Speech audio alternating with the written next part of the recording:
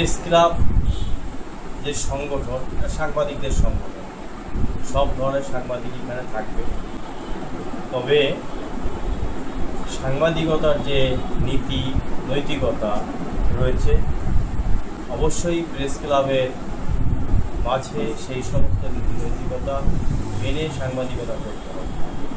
আমরা যাদের কাছকে নিয়েছি তাদের প্রতি আমার অনুরোধ থাকবে যে প্রেস ক্লাবে আপনারা সদস্য হয়েছেন, ঠিক আছে, কিন্তু প্রেস ক্লাবে কিন্তু এই আইনও আছে, যদি সংগঠন বিরোধী কোনো কার্যকলাপ কখনো পাওয়া যায়, সংগঠন বিরোধী কোথাও কোনো অন্তর্ভুক্তি আপনাদের পাওয়া যায়, সেই ক্ষেত্রে কিন্তু প্রেস ক্লাব ব্যবস্থা গ্রহণ করতেও পারে।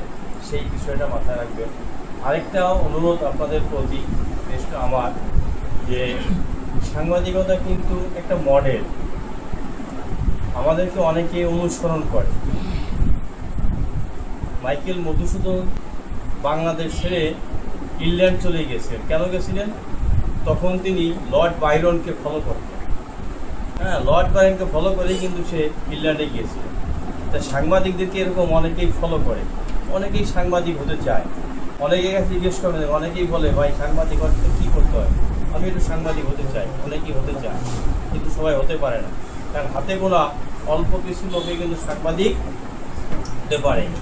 আর সাংবাদিক থেকেই কিন্তু আজকের যারা দেশ চালায়, দেশ বরেণ্য বুদ্ধিজীবী হয়, তারা কিন্তু অধিকাংশই সাংবাদিক থেকেই হয়। অধিকাংশ সাংবাদিকই পরে বুদ্ধিজীবী হয়। এই কারণে আমাদের চলন বলন সবসময় ভদ্রতা বজায় রাখতে হবে। কোনো অবস্থার জন্য বদনাম না হয়।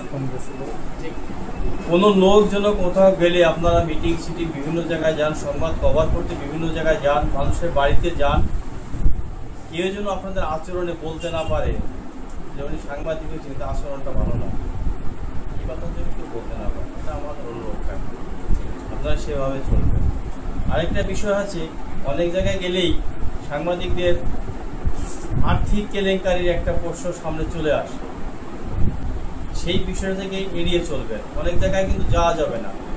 কারণ আমি নিজে ব্যক্তিগতভাবে যে গাছ কাটা, মহিলা সংক্রান্ত ব্যাপার, ওই কেউ ছেড়ে দিছে, কোনো মহিলা কারো চলে গেছে, এসব তো যায়নি। আমাদের সাম্প্রতিক একটা ঘটনা আপনাদের সামনে আছে, একটা বাল্য বিয়ে হচ্ছে।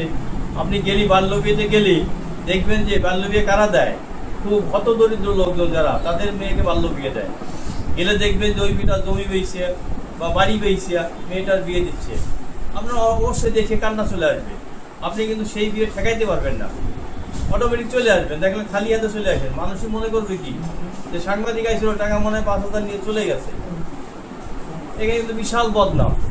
এখানে যাওয়ার আমার মনে হয় কোনো দরকার নাই। যদি এরকম ঠেকাইতে হয়, আপনাদের হাতে কি আছে? মিডিয়া আছে, আমরা নিউজ করে দেবো। নিউজ করলে প্রশাসন অটো দৌড়ায় সেই বিয়ে ঠেকাবে। আমাদের কিন্তু সেটা যাওয়ার কোনো প্রয়োজন নেই, আপনারা যাবেন না। আজকে বলমারী প্রেস ক্লাবের একটি মহেন্দ্রক্ষণ বলা যায়, এবং এই দিনটি অবশ্যই স্মরণীয় হয়ে থাকবে বলমারী প্রেস ক্লাব ইতিহাসে। একসাথে যে আমরা 8 থেকে 10 জন সাংবাদিককে একসাথে বলমারী প্রেস ক্লাবের সদস্য করছি। যদিও দীর্ঘদিন ধরে একজন সদস্য বলমারী অন্তর্ভুক্ত হতে পারেনি, কিন্তু আজ একসাথে এতগুলো সাংবাদিক বলমারী প্রেস ক্লাবে ঢুকে পড়ছে। আপনাদের সেই বিষয়টা মনে রাখতে হবে